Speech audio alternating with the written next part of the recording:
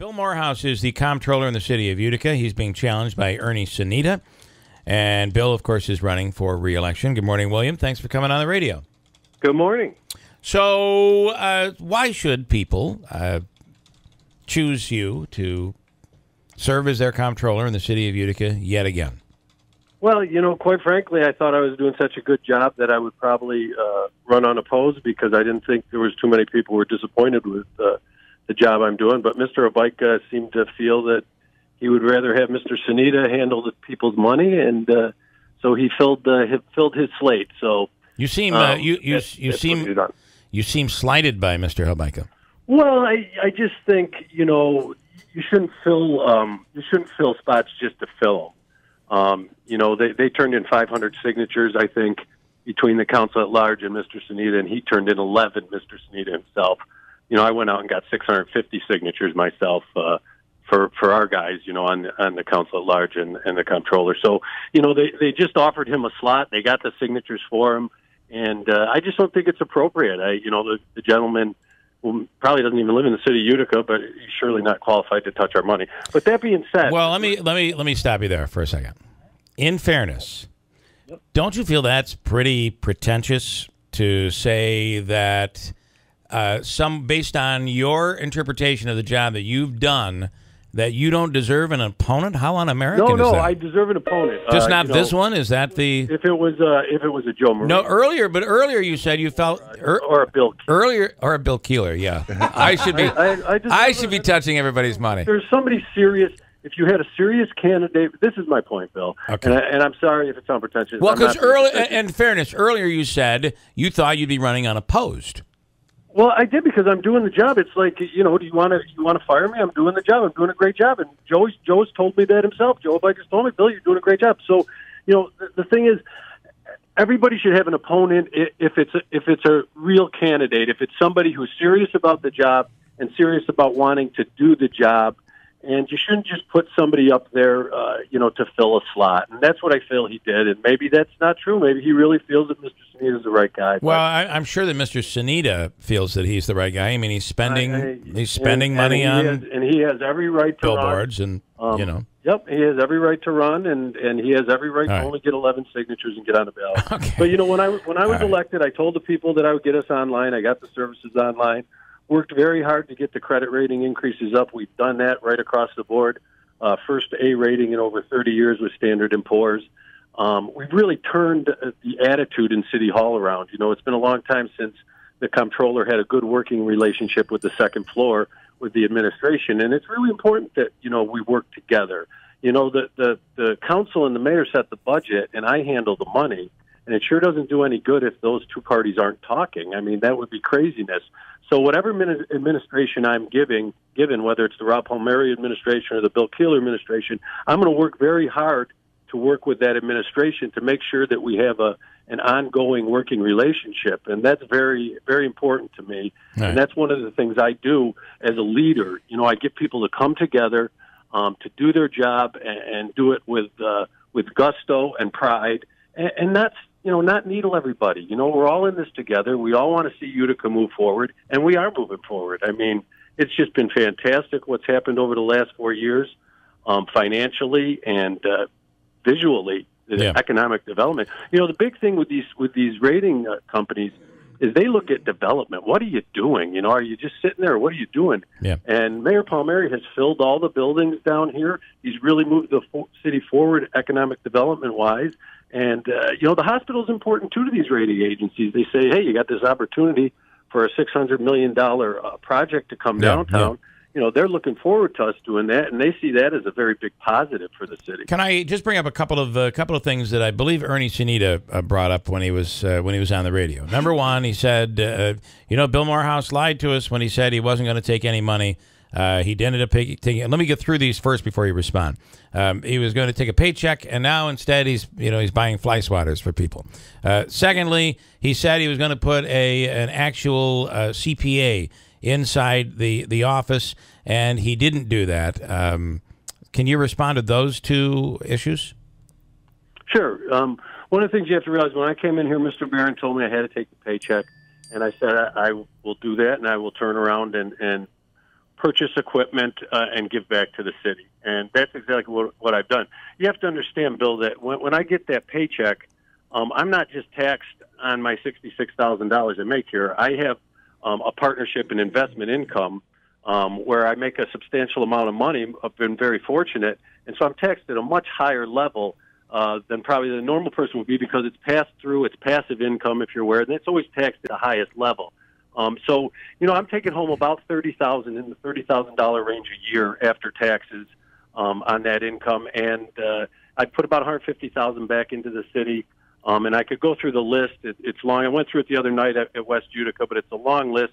I've actually, I think I'm in the negative side of this thing. Luckily, I think my wife's still asleep, so that's okay. But I'm on the negative side of this thing. But I've done it. And Dave Barron once said to me, "Bill, why do you do that? Just don't worry about it." I said, "No, I told the people that I would work for $1, and I wanted to make sure I did that. And I've done even better than that.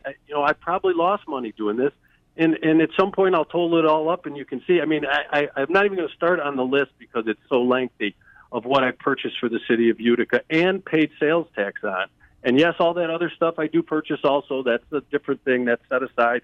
I like that people are able to pick up some tchotchke, as you call it, when they come in here, and the people really like it. The most disappointing thing, Bill, is when you do something and you know in your heart that you've done something so good and you've been a man of your word, and then you get attacked for it. It really hurts, and it makes you say, well, why would I do this? Why would I do this? And, my mom told me when I was a kid, Billy, no good deed goes unpunished, and that's surely the case here. Bill, if I can... The other thing that he brought up was the CPA. Sermonaro. Yeah. Mike Sermonaro. Absolutely, and that was my plan when I came in here. And I sat down with Mike Sermonaro, and he was able to stay on board here. And, I think I mentioned it to Jeff once, 8 years of Mike Sermonaro, knowing these books inside and out, knowing the Excel spreadsheets, knowing where the money goes and where it comes from, knowing the capital projects.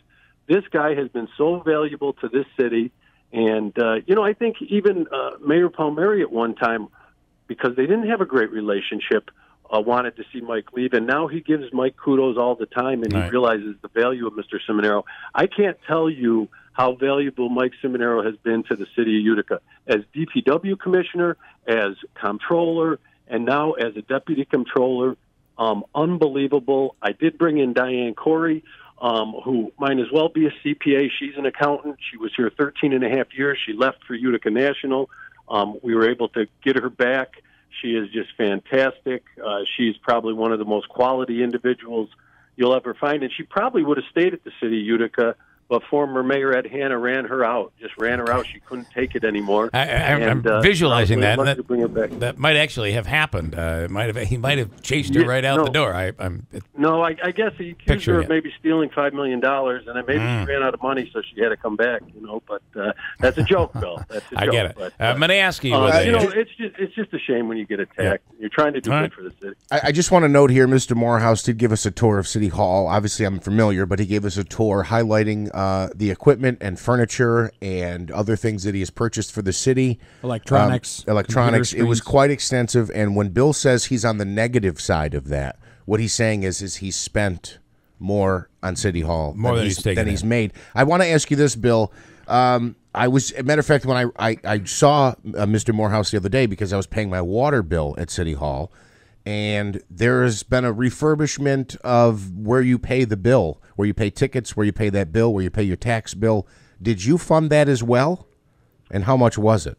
Yeah, some of it was funded by the city because we have our own in-house carpenter, and we did fund maybe about $10,000 worth through the city. They're saying that's what you put a price tag on our in-house carpenter, but all the new furniture that's going in there, the new carpeting, a lot of the supplies that did come through JK Lumber, which is where we wanted to buy them at the time. Tried to look for them in Utica, but JK was the better opportunity at the time. Were purchased by myself, yes. So it contributed. That's like a 50-50 type of thing that we've gotten into here. So it's really nice. It looks really nice in there. It's going to be nice for future comptrollers and people who work here down the road. And I encourage people to come down and pay their taxes. First of all, pay your taxes, but come down and pay your taxes and see what we've done. It was refurbished in 1964, so it was definitely time. It does look, I can tell you, it looks significantly better. But are you saying about $5,000 or $10,000 you put toward that project? Well, I have the furniture that I'm purchasing is going to come to about $3,000, and then another couple $1,000 in supplies. Sometimes they'll come to me and say, can we get a PO for this or that? I say, just put it on my bill at JK, and I'll take care of it because it's almost not worth the hassle of going through the PO. So I think I'll give you exact numbers, but I think the project is going to come in around $20,000, and I think that the city will have contributed about 13, right, and I would contribute about 7. So.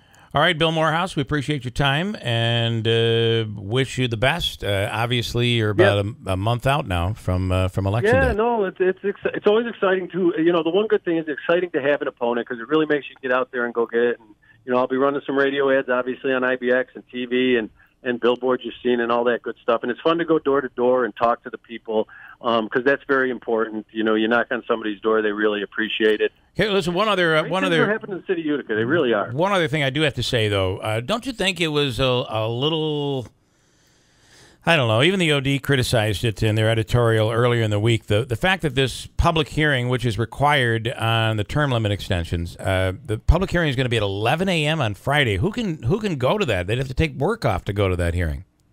Yeah, I think what the Corporation Council just looked at, like when Mr. Julian and Mr. Ruffero had called their public hearings, and those were usually the times during the day, and maybe it was the same situation. Maybe they had some law. It's 11 a.m. That was not my decision, obviously. Yeah. I'll be there, but I'm here. Will that be the only public hearing? Yeah, it's my understanding. You have a public hearing. Anybody who wants to speak for or against can speak. And then the mayor, I'm sure, will say a few words, and then he'll make a decision on this law. It's been unfortunate the way it's played out, but at the end of the day, it'll be the people's choice who sits in these seats, just like it is with Mr. Sanita and myself. The people will make that decision, and I've loved doing this job for 4 years. Yeah. I love getting up every day and coming to City Hall, and I really hope I have the people's support because I'm looking forward to doing another 4 years. One thing I have to say, the mayor doesn't worry about how things look. He doesn't seem to worry about that at all. It's like, well, it looks like I'm shoving this thing in at a time when nobody can come. I don't care. Okay. It's ironic, too, because he's someone who is focused so much on the aesthetics of trash in the city and cleaning it up. Yeah.